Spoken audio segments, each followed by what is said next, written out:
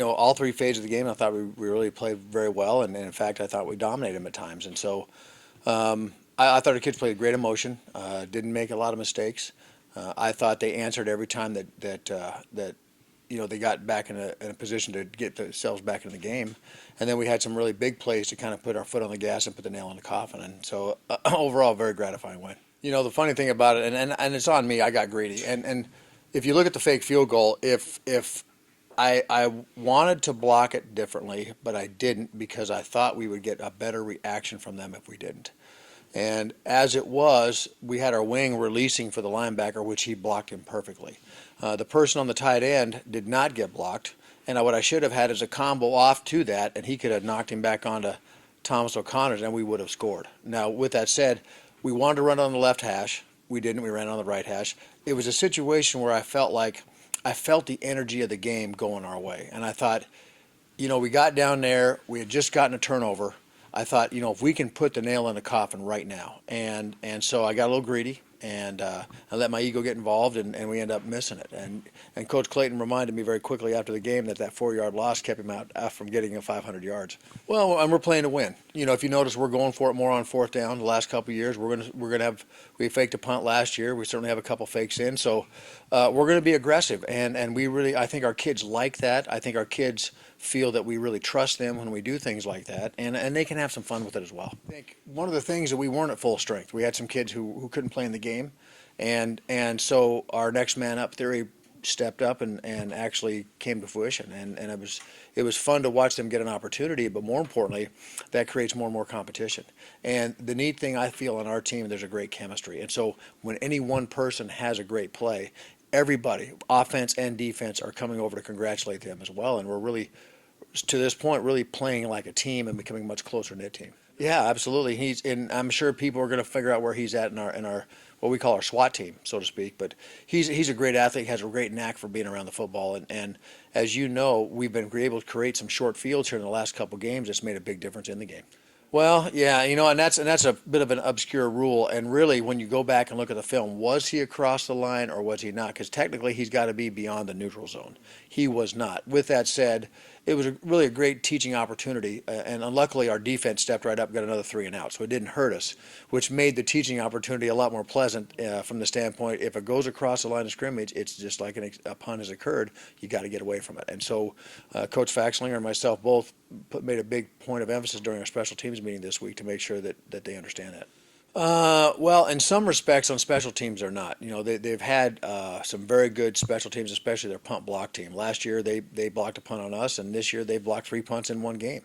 And so that part of their game has not changed. They are playing some younger players in some positions, but Dave Cicchini, the former coach, was a little more of a throw first, run second type guy from kind of the Lehigh tree background, and the new coach, he's more of a run first, play action pass type thing. They have a big athletic quarterback who can throw it and run it very well. And anytime you're doing that, you're losing possessions. You're setting your opponent up for great scores. Watching the game against San Diego last week, he throws a pick on his own 15-yard line. San Diego scores. You're on the road, and just mentally, when something bad happens like that, you kind of go, here we go again type deal. And so if they start hanging on the football and making good decisions from the standpoint, they're going to be a very formidable opponent. Well, I think, they are like us from the standpoint trying to crack into that upper echelon of the league. And I think when sometimes, unfortunately, when 18 to 22-year-old kids start pulling out the schedule before the year goes, well, we have to play hard here, we don't have to here.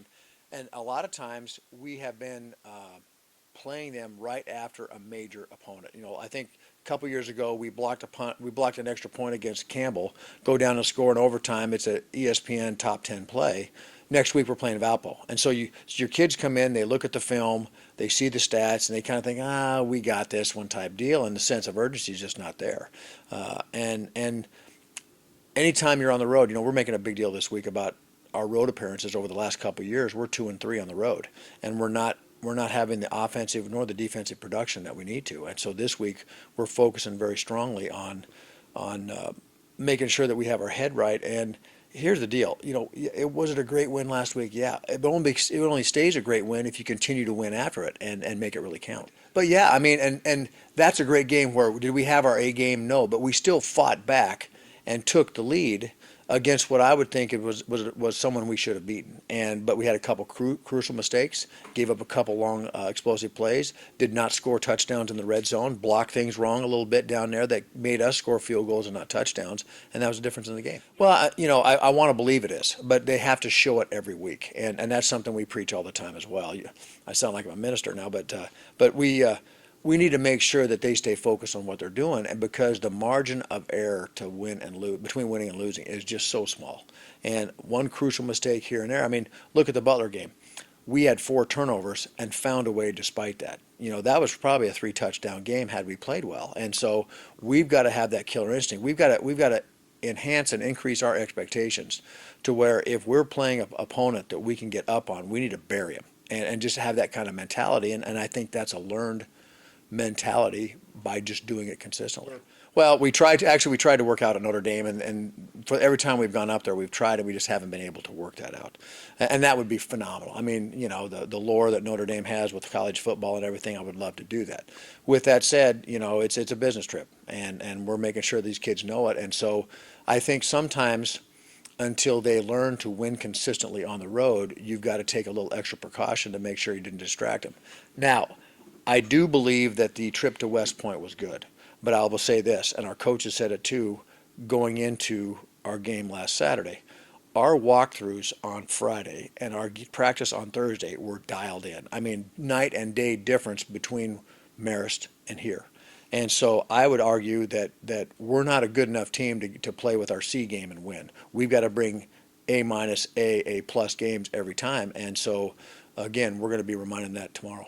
Well, I mean, it adds a couple weapons, and it also gives you a situation where you're not playing people out of position. Colby Duncan played strong safety because of a need there before.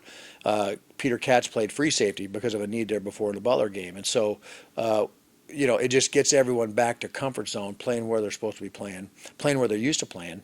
And so you hope that cuts down the amount of mental errors you have. Yeah, and the hidden benefit of going through what we went through the last couple games and not being at full strength is you have a chance for younger kids to step up and go, and so now they've gotten that game experience in pressure situations. So if for some reason someone does get nicked up on the road or needs a blow, we get a chance to get someone in there, and there's no drop off in production. Well, primarily we got to be majorly focused. This is a business trip. We're going up there to win the game.